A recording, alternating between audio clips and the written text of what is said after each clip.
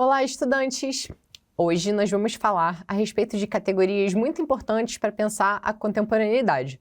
Noções como individualidade, subjetividade serão discutidas aqui em relação com a nossa construção social. Vamos lá? Hoje a gente vai falar aqui sobre categorias que, por mais que pareçam estáticas, por mais que pareçam naturais, são categorias históricas.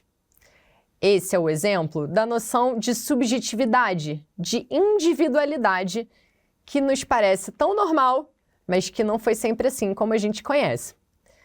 Vou dar outro exemplo que demonstra muito bem como aquilo que parece tão natural quanto o sol nascer todos os dias são construções históricas. A categoria de família, por exemplo. Pra gente, hoje, quando a gente pergunta sobre família, é normal que se responda algo como a mãe, o pai e um filhinho. Mas, nas sociedades originárias, lá atrás, isso era muito diferente. Nós tivemos experiências, por exemplo, em sociedades como os indígenas Yorks, lá dos Estados Unidos, onde o casamento, o matrimônio, era um casamento sindiásmico, ou seja, era um casamento grupal. Um grupo de homens e de mulheres construiu um matrimônio e, assim, uma noção de família muito distinta dessa que hoje nós estamos acostumados, que inclusive é ilegal. Hoje a gente não pode, por exemplo, ter um casamento com bigamia, um cara que é casado com duas mulheres ou uma mulher que é casada com dois homens. Mas não foi sempre assim. Igualmente é a noção de indivíduo. A noção de indivíduo, ela é uma construção que vai emergir com o pensamento liberal, lá no século 17, 18. Antes disso, a gente tinha uma noção de coletividade que antecedia essa noção do eu. Vou te dar um exemplo que a gente pode ver ainda hoje nos povos originários que ainda permanecem. O cacique Kayapó Raoni. Vocês já ouviram falar dele? É uma grande referência na luta pelo direito ambiental. O cacique Kayapó Raoni, antes de ser Raoni, é Kayapó. Kayapó é a etnia a qual ele pertence. Raoni é o seu indivíduo, sua subjetividade. É o nome do cacique Kayapó. Então, esse é um exemplo de como as coisas se transformaram a partir do iluminismo, a partir da construção, especialmente, da Revolução Burguesa.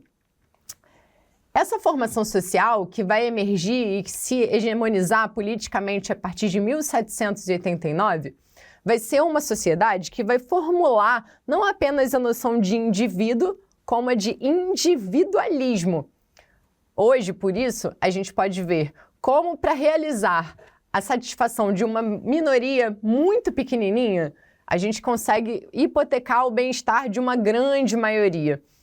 E isso não é qualquer coisa, porque é nesse caldo cultural que a gente vai complexificar a nossa noção de individualidade, de subjetividade e de coletividade.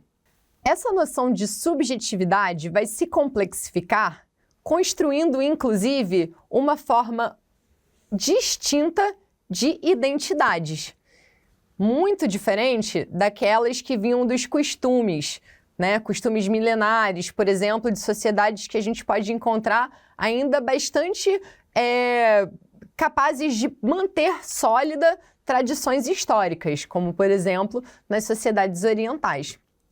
Mas o que nós temos hoje é a necessidade de construir novos costumes. E esses novos costumes, muitas vezes, entram em conflito com as noções anteriores.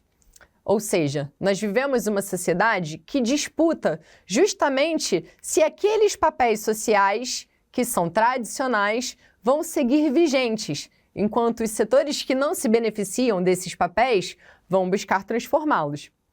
Por exemplo, a noção de feminino. A noção do que é feminino e masculino também é um papel histórico. Não fazia parte do papel feminino no século XIX que mulheres participassem de eleições, quanto mais que se candidatassem a cargos públicos. Essa é uma noção de construção que vai se alterar a partir da luta social, do movimento de mulheres. Esses papéis sociais que vão se relacionar com a nossa individualidade frequentemente vão entrar em choque. Frequentemente vão causar processos de rupturas e de transformações que são interrompidas, justamente por conta do embate entre as forças transformadoras, progressistas, e as forças conservadoras, que vão buscar reafirmar os papéis que o movimento histórico vão buscar alterar, né? Esse caminho é um caminho que não pode deixar de ser travado. E é importante que nós, enquanto assistentes sociais, firmemos a nossa posição ao lado da realização dos direitos individuais que essa coletividade que chamamos de minoria, mas que nem sempre se dá enquanto tal, seja possível de realizar. Faz parte dos nossos compromissos ético-políticos garantir que a realização de direitos avance e não que sejam travadas por conta de uma imobilidade que alguns setores buscam garantir para a conservação dessa ordem como está. Eu espero que essa reflexão ajude a gente a pensar como avançar na construção de direitos e na defesa da democracia, não só na nossa formação, mas no nosso fazer profissional. Até a próxima!